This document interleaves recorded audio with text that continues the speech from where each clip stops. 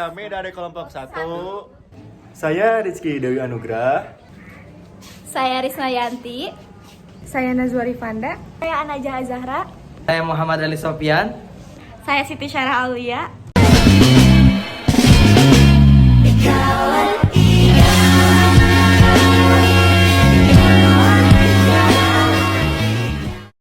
Pendahuluan IPTEK menurut buku 3 Inovasi Pembangun Negeri oleh Eka Nur Apiani dan Restu Aditya. IPTEK merupakan singkatan dari Ilmu Pengetahuan dan Teknologi.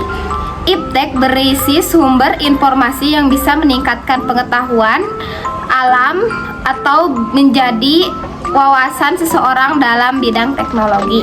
Transportasi sebagai upaya mencetak sumber daya manusia yang berkualitas dan berdedikasi tinggi dalam masyarakat. Transportasi merupakan proses untuk membantu manusia dalam bepergian sehingga dapat mempermudah dalam berpergian.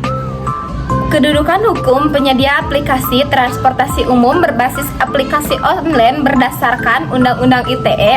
Penyedia aplikasi layanan jasa transportasi menurut pasal 1 ayat 6 Undang-Undang ITE menyatakan bahwa pemanfaatan sistem elektronik oleh penyelenggara negara, orang, badan usaha, dan atau masyarakat.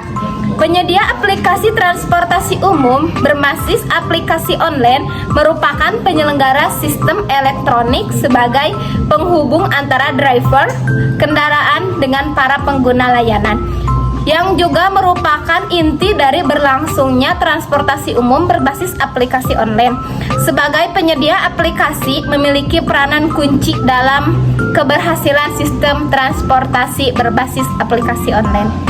Nah, adapun tujuannya untuk menambah kerangka ilmu mengenai perkembangan alat transportasi dari perubahan yang sangat jauh berbeda perkembangannya dan berusaha mempelajari manfaat terhadap lingkungan hidup. Dengan munculnya alat transportasi modern sekarang memberi gambaran betapa manusia mampu menciptakan sebuah alat yang tidak ada sebelumnya dan kemunculannya sangat bermanfaat bagi manusia.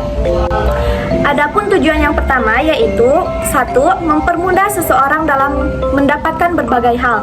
Untuk yang kedua, membantu suatu penyelesaian permasalahan manusia. Untuk yang ketiga, kehidupan menjadi lebih maju. Dan untuk yang keempat, mempermudah dan mengoptimalkan bisnis. Untuk yang terakhir, tujuannya yaitu komunikasi menjadi lebih mudah.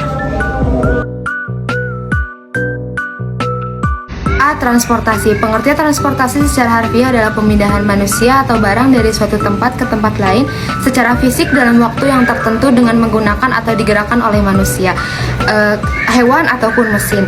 Kemudian secara umum transportasi dibagi menjadi 3, yaitu transportasi darat, transportasi laut, dan juga transportasi udara. Perkembangan IPTEK. Pengertian IPTEK sebagai singkatan dari Ilmu Pengetahuan dan Teknologi. IPTEK juga sebagai ilmu yang mempelajari mengenai perkembangan teknologi berdasarkan kepada pengetahuan. Ilmu pengetahuan dan teknologi juga berjalan secara beriringan untuk membangun sebuah kemajuan dalam perkembangan global. Dengan kata lain, perkembangan IPTEK akan selalu mengikuti perkembangan zaman. Ilmu pengetahuan juga menjadi studi mengenai alam serta perilaku di dunia fisik dengan alam melalui berbagai metode ilmiah. Ilmu pengetahuan sendiri didefinisikan sebagai proses mengamati, mengidentifikasi, eksperimen, deskripsi, penyelidikan, serta penjelasan teoritis mengenai fenomena alam tersebut. Terima kasih. Di sini saya akan menjelaskan ciri-ciri IPTEK. 1. Empiris. Ciri IPTEK ini kemudian diperoleh melalui suatu proses pengamatan, penelitian, dan percobaan terlebih dahulu. Dari proses panjang inilah kemudian akan dilahirkan suatu pengetahuan. 2. Sistematis. Dikatakan sistematis karena ilmu yang telah ditemukan kebenarannya perlu disebarluaskan, karena tidak semua orang awam kemudian memahami maksud dari penelitian ataupun penemuan ilmu pengetahuan tersebut. Jadi, dari segi penyampaian juga, penyebarluasan ilmu pengetahuan kemudian harus disusun secara sistematis. 3. Radikal. Maksud dari radikal sendiri bukanlah mengenai kebebasan tanpa aturan, tetapi lebih berfokus pada upaya dalam menguraikan hingga ke akar persoalan dan lebih menekankan kepada esensinya. 4. Objektif. Sifat ilmu pengetahuan haruslah objektif. Maksud objektif ini adalah tidak memihak. Adapun manfaat sifat objektif adalah menghilangkan prasangka serta penilaian negatif orang lain. 5. Analitis. Ilmu pengetahuan ini kemudian dibuat secara analitis, di mana disampaikan secara terperinci, kritis, dan menyeluruh. Jadi tak ada kemudian membeda-bedakan persoalan ataupun perannya. 6. Verifikatif. Maksud dari verifikatif ialah ilmu pengetahuan dan iptek haruslah sudah melalui pengujian berkali-kali. Pengujian ini sendiri kemudian digunakan sebagai bentuk pertanggungjawaban dan mencari jawaban sempurna terkait pertanyaan yang selama ini mungkin masih dipertanyakan. Dengan kata lain, ilmu pengetahuan haruslah dapat dikomunikasikan.